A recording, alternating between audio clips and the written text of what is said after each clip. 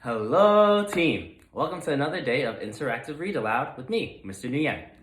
Today's book is All for Me and None for All,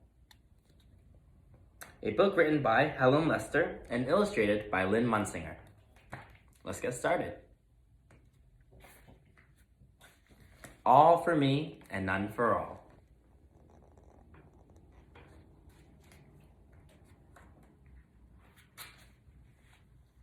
Gruntley was a ball hog. Not only did he refuse to share his toys with Hampshire and Berkshire, but he helped himself to theirs.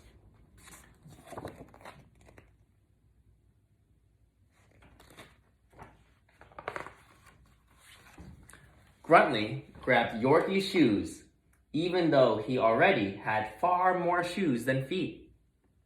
And it got worse. Gruntley constantly snuck up on Woolworth and Cluck to gather more fluff and feathers so he would have the poofiest pillows. If there was a something, he wanted it all for himself.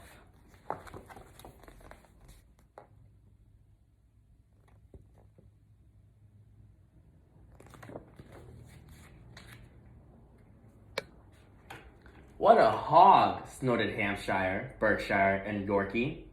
He bestows new meaning upon the word. Wise Woolworth said wisely. Cluck, said Cluck, and nodded.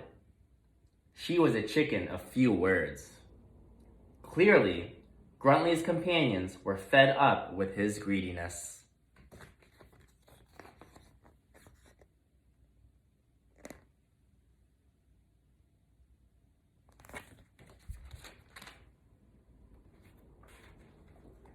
One day, as Gruntley was skipping along, wolfing someone else's donut and collecting illegal flowers, he came upon a sign. The Parks Department invites you to a treasure hunt on Saturday. Oh yes, exclaims Gruntley, a treasure all for me. Gold up to my belly, silver up to my snout, diamonds to my pointy ears. That's what it's all about. Hey.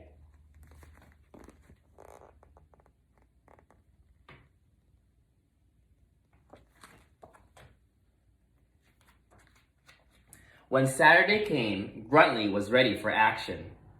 The park ranger explained the rules of the treasure hunt and to the eager hunters. You will have 3 clues, she said. I'll give you the first clue. If you follow that and the other clues, you'll find a treasure. Ooh, said Hampshire, Berkshire, and Yorkie.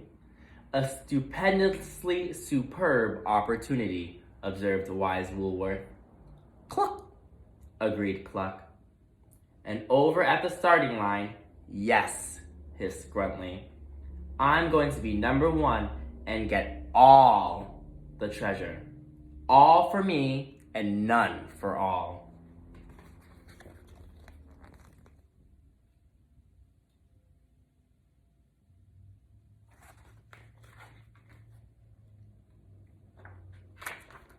The park ranger called out the first clue. Clue number 1. Go 50 steps, then you will see. Clue number 2, under the... See! Yes! Gruntley was in such a hurry to be in the lead, he didn't bother to hear the end of the clue. As the others headed off to look under the tree, Gruntley was racing toward the sea.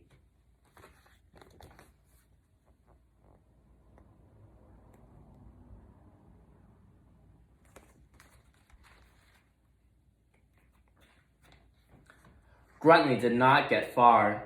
Gruntley got wet, so he slogged back.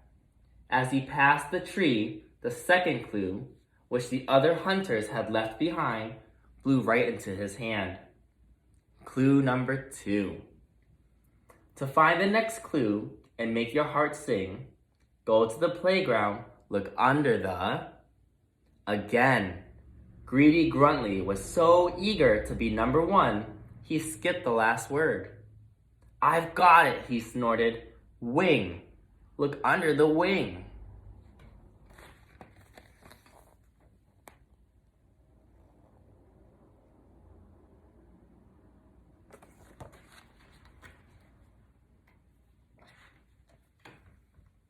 Several annoyed and squawking birds later, Gruntly gave up on the wing idea, and as he hurried past the playground swing, he tripped over the last clue, which his companions had tossed in the grass.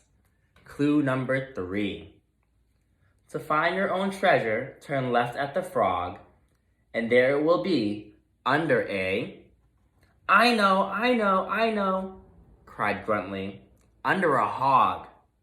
And there it will be, under a hog, yes.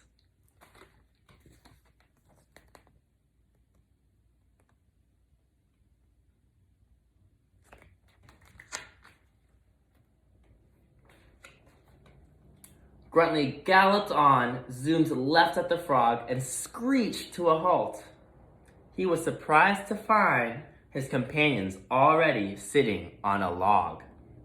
But no time to wonder, it was time for some serious hog tipping.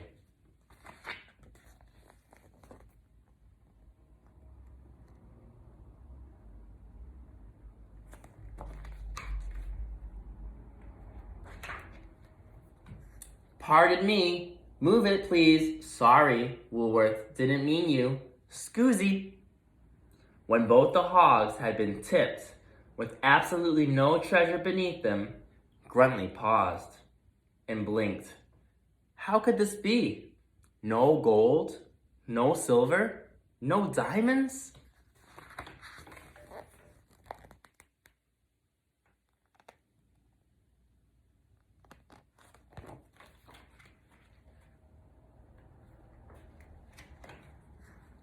Wait a minute. Gruntly eyed the little bags the others were clutching. What you got? The little group backed away. Trail mix, they answered. Our treasures. That's it? Trail mix? Seriously? Gruntly was almost speechless as his mind tried to replace gold, silver, and diamonds with trail mix. This was stressful, but he did it. After all, trail mix was rather yummy, and crunchy, and sweet, and delicious.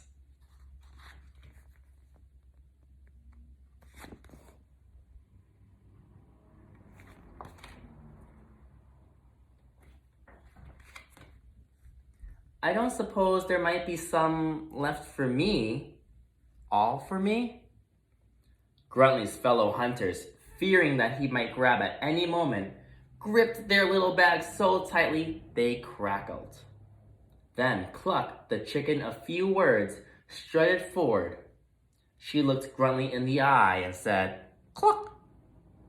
Look? Wondered Gruntly. Look where? Cluck pointed her ruffled wing toward the log. Cluck! There? Asked Gruntly. And then Cluck got down on her knees, or whatever chickens get down on, and pointed way low with her beak. Cluck, cluck, cluck, cluck. Cluck, cluck, cluck, cluck. Under the log?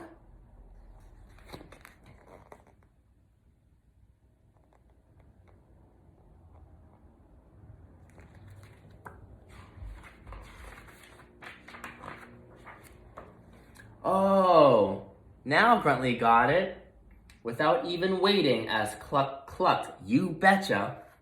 Cluck, cluck, cluck. Gruntly looked under the log and grabbed his treasure. He was about to dig in, but wait. The others had saved it. No one had touched it, or taken it, or snatched it, or grabbed it, or tried to nibble, or gobble, or hogged it.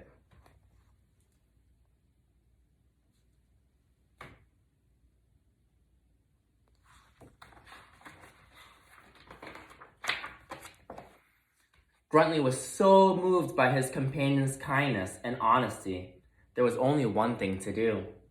Should he? Would he? Could he?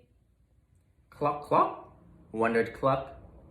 As Gruntly moved closer, Hampshire, Berkshire, and Yorkie hugged their treasure, trembling. Cluck continued to wonder, and Woolworth pulled the wool over his eyes. Gruntly looked at his worried companions. All.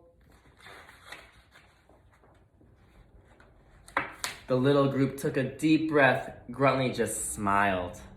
Almost all for me, but some for all? Gruntley shared.